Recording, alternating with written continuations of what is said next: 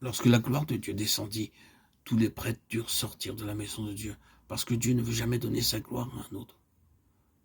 De nos jours, on glorifie les orateurs, les prédicateurs, mais on ne glorifie pas vraiment Dieu. On donne toute la gloire aux hommes. C'est pourquoi on ne verra pas la véritable gloire, car la maison de Dieu doit être gouvernée par les lois divines. Dans l'Épître aux Hébreux, Moïse avait construit une maison, laquelle n'était que l'ombre de la véritable maison qui devait être construite par le Seigneur, Jésus-Christ lui-même. Ni Moïse, ni Aaron n'étaient autorisés à changer quoi que ce soit au modèle de la maison révélée sur la montagne. Et nous qui sommes, nous, pour changer quelque chose dans le plan céleste de la maison de Dieu, car ce que construisit Moïse n'était que l'ombre de la véritable maison de Dieu, que le Seigneur Jésus-Christ devait construire lui-même. Mais Christ l'est comme fils sur sa maison, et sa maison, c'est nous, pourvu que nous retenons jusqu'à la fin la ferme confiance et l'espérance dont nous nous glorifions. C'est pourquoi, selon ce que dit le Saint-Esprit aujourd'hui, si vous entendez sa voix, n'endurcissez pas vos cœurs comme lors de la révolte. Hébreux 3, 6, 8. Dans ces quelques versets, nous voyons de quelle gloire Dieu veut maintenant remplir sa maison. Tout d'abord, dans la maison de Dieu, tout doit être accompli, exécuté selon le plan céleste. Notre vie personnelle, notre vie individuelle, notre vie de famille, aussi bien que notre vie d'assemblée, doivent être dirigées selon le plan céleste. Elles doivent être entièrement gouvernées par la présence divine, symbolisée par la nuée. Notre oreille doit être sensible pour entendre et enregistrer la voix de Dieu. Tout ce qui est de l'homme doit être gardé à l'écart et en dehors de la maison de Dieu. Ce n'est que dans une église de ce genre que vous pourrez rencontrer et voir la gloire de Dieu. À lui soit la gloire dans l'église et en Jésus-Christ dans toutes les générations, siècles des siècles. Amen. Éphésiens 3, 21. Ce n'est que lorsque nous nous plaçons entièrement et pour tous les détails sous la seigneurie, sous l'autorité, sous la suprématie du Seigneur Jésus-Christ, que nous pouvons voir la gloire de Dieu remplir la maison de Dieu. Dieu ne peut pas être satisfait par des bénédictions temporelles et passagères. C'est pourquoi Dieu a attendu 140 ans d'Anne à Salomon jusqu'à ce qu'il pût ramener la gloire de Dieu dans son pays. C'est dans ce but précis qu'il fit d'Anne, de Samuel, de David, de Salomon, ses collaborateurs, ses compagnons dans son œuvre en vue de ramener la gloire de Dieu. Et de nos jours encore, Dieu a besoin de ces 4 vases, de ces 4 instruments pour ramener la gloire de Dieu.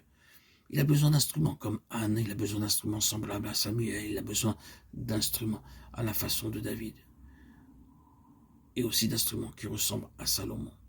Frères et sœurs en Christ bien-aimés, que nous soyons, vous et moi, auditeurs et auditrices, des instruments parfaits, des vases parfaits, pour suivre les instructions, recevoir les instructions de Dieu. Il nous faut donc être obéissants à la volonté de Dieu et ne pas laisser nos énergies propres, notre propre sagesse, notre connaissance dominer et prendre le dessus sur la parole de Dieu.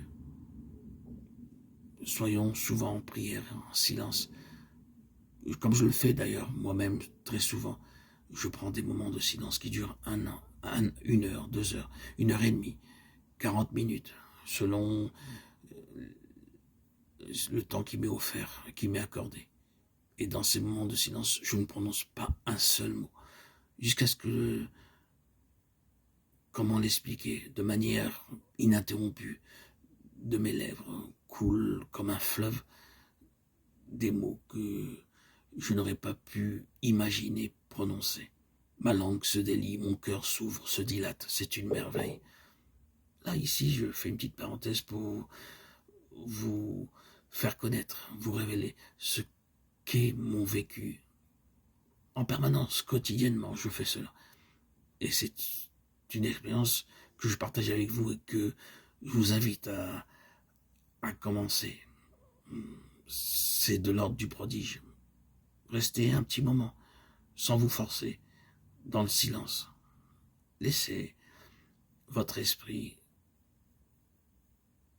silencieux. Vous pouvez divaguer, perdre un petit peu, être distrait. Alors fermez les yeux et restez à voir tout ce qui se passe dans votre esprit. On appelle cela la méditation transcendantale, mais moi je n'ai rien de tout ça qui m'intéresse. En aucun cas, je perds mon temps. J'ai lu quelques informations là-dessus, mais sans plus. Restez les yeux fermés et toujours orientés vers le Seigneur. Toujours. les yeux dirigés vers le Seigneur. Et le miracle s'opérera, quoi qu'il arrive. Il y aura un résultat. Les fruits, vous pourrez même en goûter dès les premières heures, dès les premiers jours, dès les premières semaines. C'est merveilleux, c'est si facile, ça paraît si simple, c'est si ordinaire, et cela devient extraordinaire. C'est quelque chose de particulier. Faites cette expérience, je l'ai fait et je la continue. C'est une merveille. Vous rentrez en osmose, en intimité, en association avec Dieu, en communion avec le Saint-Esprit. Et cela n'a pas de prix. Il y a une sorte d'autonomie, d'interdépendance avec Dieu qui se fait, tout simplement, sans calcul, sans artifice, sans moyens intellectuels particuliers ou intelligence particulière. Il n'y a pas besoin d'un QI très élevé. C'est si simple et si merveilleux à la fois. N'oublions pas que Dieu s'est offert à tout homme, à toute l'humanité. Il s'occupe de toute l'humanité, quelle que soit son affliction, sa stérilité, sa misère, son malheur, son orgueil. Ce Dieu tout-puissant nous rend heureux. Et tels des enfants, nous venons à lui. C'est si merveilleux, si sublime.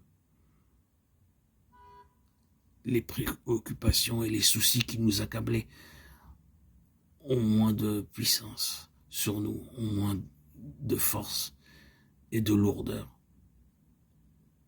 de pesanteur dans nos esprits. C'est une merveille. Voilà, c'est mon secret. Je ne sais pas pourquoi je vous l'ai dit, mais c'est comme ça.